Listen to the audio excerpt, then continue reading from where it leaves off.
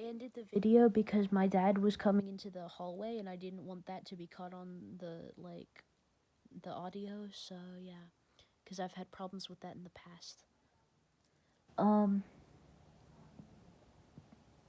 Elvis's pelvis twirling on the program before a national audience only served to enlarge the controversy over his influence on young people. While the bickering swirled, Elvis twirled, and the TV offers began to flood into the colonel's office. The moralists were wailing, but the public obviously was peeping, and the television producers wanted to be certain that it was their shows being watched. Elvis did a guest shot on the Steve Allen show and, after some clowning with the host and his other guests, belted out "Hound Dog." That his fans had been in front of their TV sets was apparent within 24 hours. Record shops were inundated with requests for the single, and it quickly headed for and then passed the magic million seller mark. Among the more than casually interested observers of the public's reaction to Elvis on TV was the stony-faced host of what then was the medium's hottest program, columnist turned master of ceremonies Ed Sullivan. Early on, Sullivan had been quoted as saying that he would run a test pattern rather than have a gyrating rockabilly star on his show.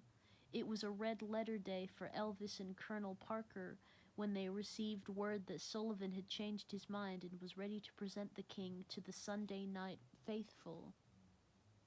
They added to their glee by demanding and getting the then unheard-of sum of $15,000 for just one appearance.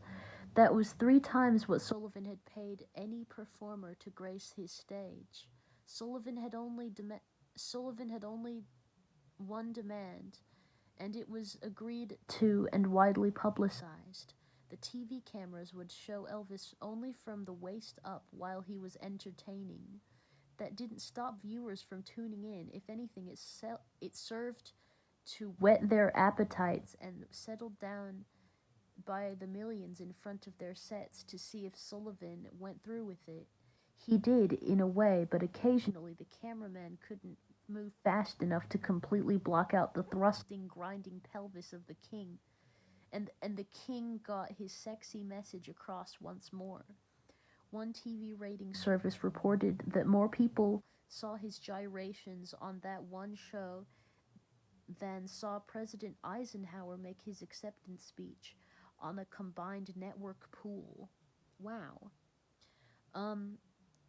One thing that's interesting here is that they spelled the word wet with like an H, like WHET.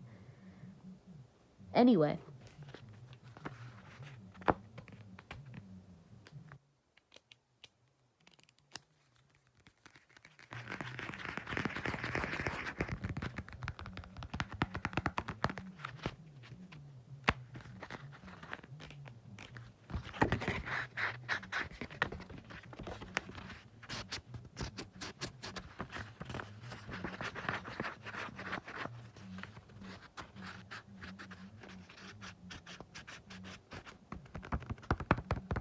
that's the second chapter, okay? Have a nice little night. I love you. Meow meow, okay? At the end of the day, meow meow.